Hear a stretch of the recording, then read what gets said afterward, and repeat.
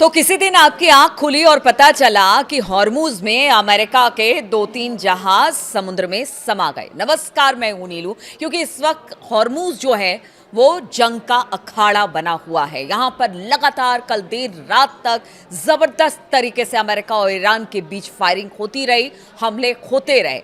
दो ईरानी जहाज को अमेरिका ने निशाना बनाया। बताया जाता है कि उसकी चिमनी पर, उसके इंजन पर हमला किया गया। पूरी तरह से तो डिस्ट्रॉय नहीं किया गया। और अमेरिका के भी जंगी जहाज़ों पर हमला ईरान की तरफ से किया गया है हॉर्मूज में। तो आप समझिए कि किस तरह की शांति वार्ता है, किस तरह से शांति काल इस वक्त चल रहा है। जब शांति काल में इतनी ज़्यादा चीज़ें सामने आ रही है हॉर्मूज में, तो आप समझिए कि अगर शांति नहीं होती, पहले हमने देखा था कि किस तरह की स्थिति थी, तो हम इसको सीज फायर कैसे मान लें। सीज फायर से पहले ही अगर इस तरह की कार्रवाई हो रही है तो कभी भी कोई बड़ा हमला हो सकता है अमेरिका और ईरान के बीच में। अभी देखिए, अभी 4-5 दिन पहले ही ईरान को भेजा गया था अमेरिका की तरफ से 14 सूत्रीय प्रस्ताव। कहा गया था 30 दिन की मोहलत होगी, बातचीत होगी, चाहे वो परमाणु कार्यक्रम हो या बाकी चीज हो। लेकिन उसके बावजूद अमेरिका लगातार हमले कर रहा है और फिर कह रहा है कि वो अपने बचाव में यह हमला कर रहा है। अब बताइए, आप किसी के घर में घुसने की कोशिश करेंगे, कोई आप पर हमला नहीं करेगा। इनके दो अमेरिका के डिस्ट्रॉयर फारिस की खाड़ी की तरफ आगे बढ़ रहे हैं, हॉर्मूज में घुसने की कोशिश करते हैं। और जब ईरान हमला करता है तो फिर आप कहते हैं कि हम अपने बचाव में हमला कर रहे हैं। यानी आप जानबूझ के प्रवोक कर रहे हैं ईरान को, और ईरान इसी का जवाब आपको दे रहा है। अब तो देखिए, पहले ये खबर आई थी कि जितने भी अरब मुल्क हैं वो अमेरिका के साथ मिल गए हैं, लेकिन एक बार फिर से खबर ये आ रही है कि अरब मुल्कों ने अपनी धरती देने से अमेरिका को इनकार कर लिया है। क्योंकि पीछे जो युद्ध हुआ था उसमें भारी नुकसान इन अरब मुल्कों को हुआ था। सऊदी अरब हो गया, यूएई हो गया, कतर हो गया, सब जगह पर हमने देखा था कि ओमान हो गया, किस तरह से हमले हुए थे। तो क्या अब जो अमेरिका के दोस्त हैं ये सारे अरब मुल्क, उनको भी लग रहा है कि पता नहीं हम धरती अपनी अगर देना शुरू कर दे। क्योंकि कहा यह जा रहा था यूएई की तरफ से उड़ान जहाज ने, जो फाइटर प्लेन्स हैं या फिर फ्यूल भरने वाले जहाज हैं, उनको देखा गया है। लेकिन अब ये खबर आ रही है कि शायद उन्होंने अपना डिनाई कर दिया है। तो आप सोचिए कि कभी ये अरब मुल्क कहते हैं कि वो अमेरिका के साथ है, कभी कहते हैं हम अपनी धरती नहीं देंगे। लेकिन गाहे बगाहे इस तरह की खबर आती है कि इन्हीं धरती से, यहीं पर जो तमाम एयर बेसिस हैं अमेरिका के, वहां से हमला ईरान के ऊपर किया जा रहा है। और अब तो हॉर्मूज जो है वो जंग का मैदान बन गया है। इसी बीच खबर ये आ रही है कि अब ईरानी संसद में हॉर्मूज को लेकर एक प्रस्ताव लाया गया है और हॉर्मूज को लेकर एक कानून बनाने की तैयारी में ईरानी संसद है। अब देखिए, ईरानी संसद अगर इस कानून को पास कर देती है, जिस प्रस्ताव को लाया गया है, तो उसके बाद हॉर्मूज में घुसना अमेरिका के लिए नामुमकिन हो जाएगा। और अमेरिका अगर यहां पर अंदर घुसता है तो कहीं ना कहीं डायरेक्ट तौर से वो उसकी संप्रभुता, यानी कि ईरान की संप्रभुता पर चोट करता है, उसके कानून का उल्लंघन करता है। अभी तो आईआरजीसी ही वहां पर जवाब दे रही है अमेरिकी हमलों का। लेकिन अगर ये कानून बनाता है ईरान, तो आप समझिए कि अमेरिका की मुश्किलें बंद हो जाएगी। हालांकि मानना ना मानना इस कानून को अमेरिका के हाथ में है, लेकिन फिलहाल तो ये कहा जाएगा कि अमेरिका ने उनके क्षेत्र में घुसने की कोशिश की है, जबकि ईरानी संसद अगर ये हॉर्मूज को लेकर जो कानून बना देते हैं। अब देखिए, कुछ खबर ऐसी भी आ रही है, मैंने शुरुआत में ऐसा क्यों कहा कि किसी दिन आपकी आंख खुलेगी और पता चलेगा कि 2-3 अमेरिकी जो जहाज हैं वो समुद्र में समा गए। तो कुछ ऐसी खबरें आ रही है। तो एक्सपर्ट ऐसा मान रहे हैं कि ट्रंप भले दावे कर ले, लेकिन हम आपको बता दें, पारंपरिक नौसैनिक युद्धपोतों को भारी नुकसान के बावजूद ईरान का हॉर्मूज स्ट्रेट, अब भी इस पर ईरान का दबदबा कायम है। और ईरान ये बता दे रहा है और लगातार बता भी रहा है। कल देर रात तक वहां पर हमले हुए हैं, अमेरिकी जहाजों पर भी हुए हैं और अमेरिका की तरफ से ईरानी जहाजों पर भी हुए हैं। और ईरान ने बता दिया है कि आप अगर इतना सा हमला करेंगे तो फिर उसका जवाब बड़े हमले से दिया जाएगा। इसलिए कहा जा रहा है कि अब भी हॉर्मूज में ईरान का दबदबा है। एक्सपर्ट का कहना है कि ईरान का हॉर्मूज स्ट्रेट में मुकाबला अमेरिका के लिए आसान नहीं है, क्योंकि उसके पास यहां पर कई ऐसे अनदेखे हथियार हैं जिसका इस्तेमाल अब तक किया ही नहीं है ईरान ने।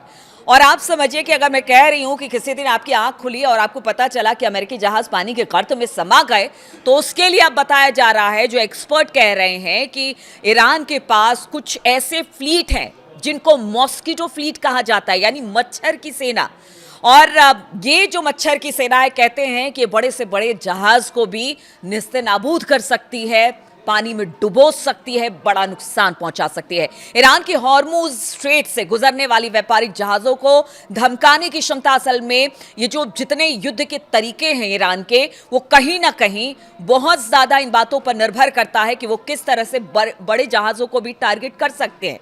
जैसे कि ड्रोन अटैक हो गया, हमने देखा कि पीछे किस तरह से जो ईरान की पूरी स्ट्रेटेजी थी, ठीक है उन्होंने मिसाइलें बनाई लेकिन ज्यादा हमले ड्रोन से किए, बारूदी सुरंगें बिछाई, छोटी हमलावर नावों का बेड़ा इस्तेमाल किया जिसे मॉस्किटो फ्लीट कहा जाता है, और इन्हीं पारंपरिक तरीकों से वो लगातार इजराइल और अमेरिका पर हमले करते रहे और संपत्तियों को नुकसान पहुंचाते रहे। और ये हमने देखा कि पीछे युद्ध में जो सब कुछ हुआ, अरब मुल्क से लेकर अमेरिका के एयरबेसेस तक जबरदस्त तरीके से इसी युद्ध नीति की वजह से ईरान के हुआ है। सीएनएन की माने तो मिलिट्री एनालिसिस ने ईरान के इन छोटे जहाजों को, जिसे मच्छर बेड़ा नाम दिया गया है क्योंकि अब लड़ाई हॉर्मुज में हो रही है, इसी इन मच्छर बेड़ों का इस्तेमाल किया जा रहा है। और ये किस तरह से ईरान को एज दिलाएंगी, ईरान को आगे बढ़ाएंगी, वो आपको बताते हैं। तो इस्लामिक रिवोल्यूशनरी गार्ड यानी IRGC के ये जो छोटे जहाज हैं, वो अमेरिकी सेना के लिए बहुत बड़ी रणनीतिक चुनौती पेश कर रहे हैं और आगे भी कहा जा रहा है कि पेश करने वाले हैं। सबसे अहम बात, इन नावों पर तैनात मिसाइलें, बंदूकें और दूसरे हथियार होते हैं जो कि बड़ी तेजी के साथ जाते हैं और किसी नाव से टकराते हैं और उसको भारी नुकसान पहुंचाते हैं। मॉस्किटो फ्लीट की बात की जाए तो असल में पानी पर लड़ी जाने वाली गोरिल्ला लड़ाई है। और देखिए, इसके लिए ईरान जाना जाता है। जिस तरह से उसने स्ट्रेटेजी बनाई और भारी नुकसान अमेरिका को पहुंचाया, उसमें ये जो मॉस्किटो फ्लीट है वो भी अब बड़ा योगदान इस पूरे हॉर्मुज स्ट्रेट में देने वाला है और इसे गुरिल्ला युद्ध से जोड़ा जा रहा है। हॉर्मुज स्ट्रेट के आसपास ईरान के द्वीप जो हैं, कहा यह जाता है कि यहाँ जो गुफाएं बनी हुई है या जो पहाड़ी जो छोटे छोटे दरार हैं, उसमें इस फ्लीट को छुपा कर रखा जाता है और जब कभी भी जरूरत होती है इनको पानी में उतार दिया जाता है। स्ट्रेट ऑफ हॉर्मुज के ये सक्रिय रास्ते से गुजरने वाले जहाज शक्तिशाली होते हैं, कितने भी शक्तिशाली युद्धपोत क्यों ना हो, उनको जबरदस्त तरीके से नुकसान पहुंचाते हैं और वहां पर ये बड़े जहाज अपने आप को बेबस पाते हैं। मॉस्किटो फ्लीट एक छोटा, तेज, फुर्तीला नावों का बेड़ा है जिसे कहीं भी इस्तेमाल किया जा सकता है पानी में। इसकी आवाजाही में रुकावट डालने या फिर जो वहां पर जहाज हैं उनको नुकसान पहुंचाने के लिए ही इसे खास तौर पर डिजाइन किया गया है। यह फ्लीट समुद्र में एक कह लीजिए कि छापामार बल की तरह काम करती है। ये पारंपरिक तरीके से लड़ने के बजाय मारो और भागो की रणनीति पर पूरी तरह से डिपेंड करती है। मॉस्किटो फ्लीट की नावों में गार्ड जो होते हैं वो नौसेना मिसाइलों और ड्रोनों को छिपी जगहों से लॉन्च कर सकते हैं, यानी जो छोटे छोटे समुद्र के किनारे जो गुफाएं हैं या दरारें हैं वहां से भी इसको लॉन्च किया जा सकता है। सैटेलाइट तस्वीरों में ये दिखाई भी नहीं देता, इसे पकड़ना बड़ा मुश्किल है। इन्हें पथरीली समुद्री तटों पर खोदी गई गहरी गुफाओं के अंदर बने घाटों पर बांधकर रखा जा सकता है और अगर जरूरत पड़ी तो तुरंत इसे पानी में उतार दिया जाता है।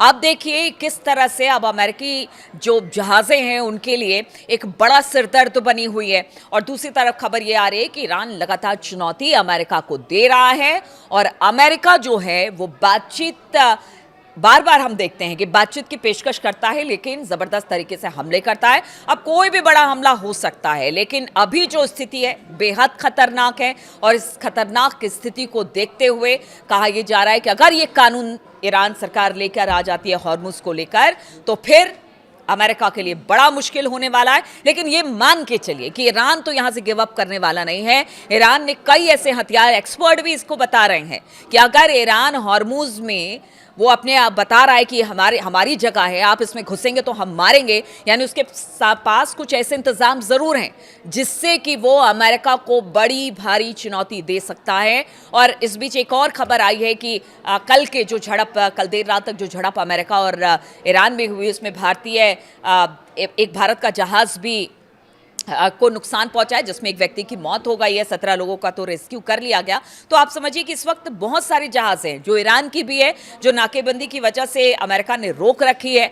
अब ईरान के सामने भी एक ही कह लीजिए विकल्प बचा है कि या तो आप मारेंगे, वहां से नाकेबंदी हटाएंगे, या तो फिर बातचीत का रास्ता अख्तियार करेंगे। लेकिन बातचीत के रास्ते पर ट्रंप है कि चलने का नाम नहीं लेते, बातचीत करने की बात करते हैं लेकिन हमले ईरान पर लगातार हॉर्मुज में हो रहे हैं और कभी भी कोई बड़ा हमला हो सकता है और धीरे धीरे जो सीज फायर है वो लगता तो ऐसा ही है कि वो टूटने के कगार पर पहुंच चुका है, क्योंकि हमले लगातार ईरान अमेरिका पर और अमेरिका ईरान पर कर रहा है। तो तमाम अपडेट्स लेकर आपके पास आते रहेंगे। फिलहाल बहुत बहुत शुक्रिया मेरे साथ इस वीडियो में शामिल होने के लिए।